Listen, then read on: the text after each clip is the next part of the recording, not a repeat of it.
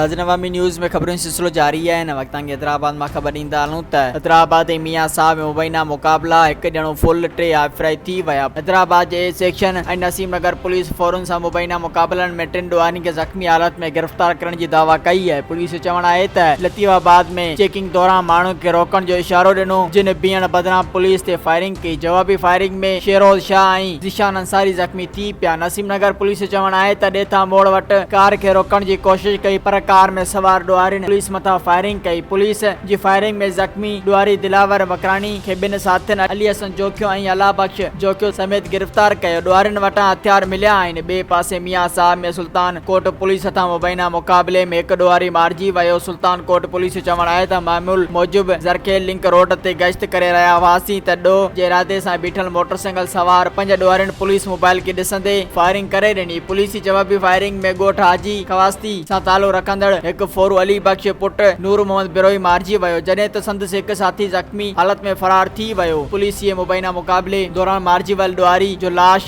DSP सुल्तान कोट मसूद महर जी अॻवानी में सुल्तान कोट सिविल अस्पताल आंदो वियो। पुलिस जो चवण आहे त मुक़ाबले दौरान मारिजी वियल अली बख्श बिरोई ते सभी थाणे ते 2 फुर जा केस दाख़िल आहिनि। वधीक क्रिमिनल रिकॉर्ड चेक कयो पियो वञे ऐं संदसि ज़ख़्मी साथी जी बि ॻोल्हा जारी आहे। मुबैना मुक़ाबले में मारिजी वियल ॾुआरी जो तालुक शिकारपुर ज़िले जे ॻोठ खानपुर थाणे जी हद ॻोठ हाजी खवास्ती सां ॿुधायो वञे थो। मज़ीद खबरों और तफसीलात के लिए विजिट करें हमारी वेबसाइट www.awamiNewsHD.com।